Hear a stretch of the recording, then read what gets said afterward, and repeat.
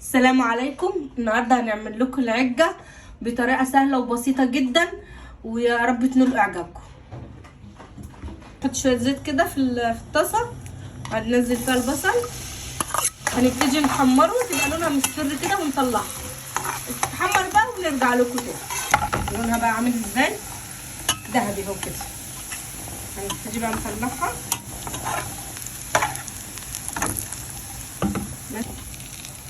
وهنبتدي نحط عليهم الايه، طماطم،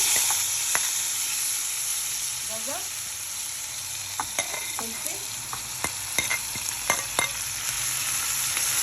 نسيبهم بقى لما يتسبكوا كده وميتهم تنشف ويروحوا، ونحط لها بقى التوابل بتاعتها: كمون، شطه، فلفل، كزبره، ومعلقه الملح.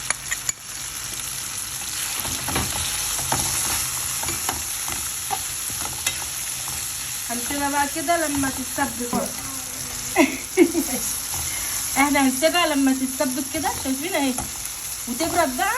وبعد ما تبرد هنبتدي نحط البيض، عشان مش هينفع نحط البيض وهي سخنه. ده كده الخضار بتاعنا برد، هنبتدي نقلب البيض ونضيف. دول في حدود 5 بيضات كده، عايزه تزودي زودي. وهنضيف ادي البصل اللي احنا حمرناه اهو جدا، لانها بتاخد كميه خضره، يعني كلها فوائد وصحيه جدا للاطفال، اقتصاديه طبعا. اه انا مسمياها لعيالي كيكه الخضار. بقطعها لهم كده زي الكيك وبياكلوها، بجد حلوه قوي.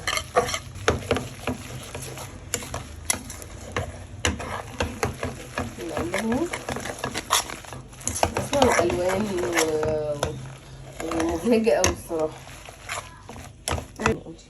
هنضيف نص كوبايه دقيق.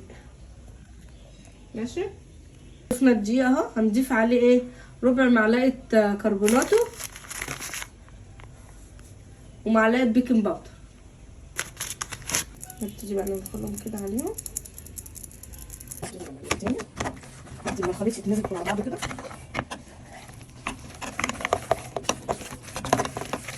وممكن لو انت عايزه تضيفي عليها موتزاريلا، جبنه رومي، زي ما انت حابه، بس انا عن نفسي بحبها كده.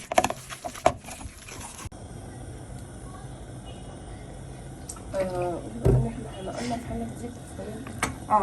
حطينا بقى ايه الصينيه اهيت، هنكب بقى المقدار كله في الصينيه دي، عشان حطينا زيت عشان ما تلزقش يا جماعه، عملوها زي كانها كيكه بالظبط. ماشي. الزيت كده.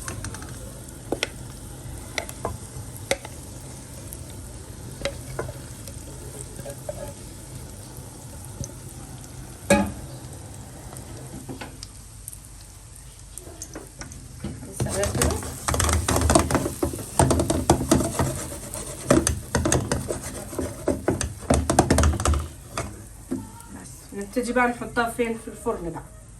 اهي يا جماعه شكلها بعد ما طلع من الفرن، بسم الله ما شاء الله. هقطعها واوريكم شكلها.